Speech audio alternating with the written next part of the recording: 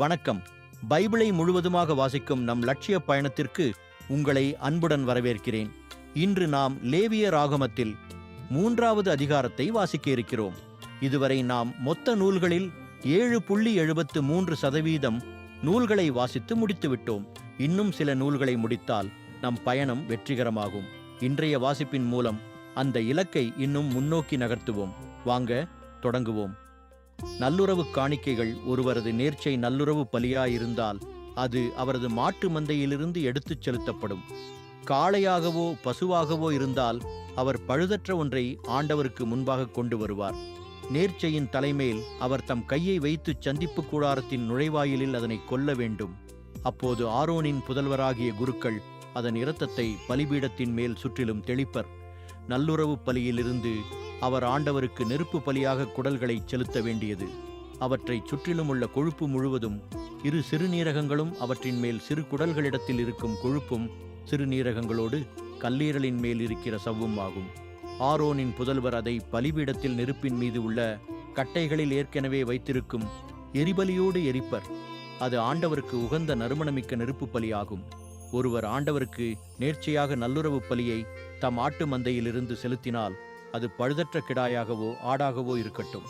ஒருவர் நேர்ச்சையாக ஆட்டை செலுத்தினால் அதை ஆண்டவர் திருமுன் கொண்டு வந்து நேர்ச்சையின் தலைமேல் அவர் தம் கையை வைத்து சந்திப்பு கூடாரத்தின் முன்பாக அதனை கொல்ல வேண்டும். ஆரோனின் புதல்வர் அதன் இரத்தத்தை பலிபீடத்தின் மேல் சுற்றிலும் தெளிப்பர். நல்லுறவு பலியிலிருந்து அவர் ஆண்டவருக்கு நெருப்பு பலியாகச் செலுத்துவது. அதன் கொழுப்பும் முதுகெலும்பின் அருகில் வெட்டியெடுத்த கொழுப்புவாலும் குடல்களை மூடிய கொழுப்பும் அவற்றை சுற்றியுள்ள கொழுப்பு முழுவதும், இரு சிறுநீரகங்களும் அவற்றின் மேல் இடுப்பையொட்டி உள்ள கொழுப்பும் சிறுநீரகங்களை அடுத்து கல்லீரலின் மேல் உள்ள சவ்வும் ஆகும்.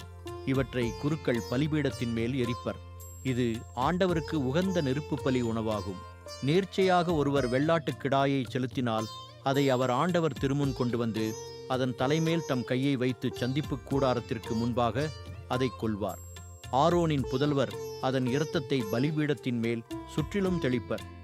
நல்லுறவு பலியிலிருந்து அவர் ஆண்டவருக்கு நெருப்பு பலியாக செலுத்த வேண்டியது.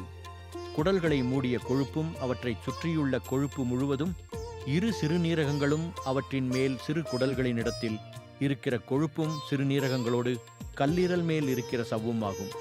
குருக்கள் பலிபீடத்தின் மேல் அவற்றை எரிப்பர். இது ஆண்டவருக்கு உகந்த நறுமணமிக்க நெருப்பு பலி உணவாகும். கொழுப்பு முழுவதும் ஆண்டவருக்குரியது.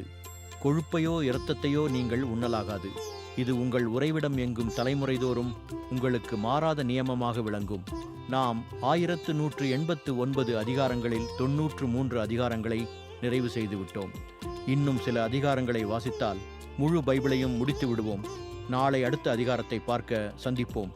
நாள்தோறும் இந்த பயணத்தில் நீங்களும் பங்கேற்றால் பைபிளை முழுமையாக வாசித்து முடிப்போம்.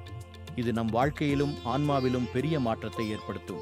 இந்த பயணம் உங்களுக்கு நம்பிக்கையையும் சமாதானத்தையும் கொடுத்தால் இந்த வீடியோவை லைக் செய்யவும் சப்ஸ்கிரைப் செய்யவும் மறக்க வேண்டாம். பகிர்ந்து மற்றவர்களையும் இந்த பயணத்தில் சேருங்கள். நாளை மறக்காமல் வாருங்கள்.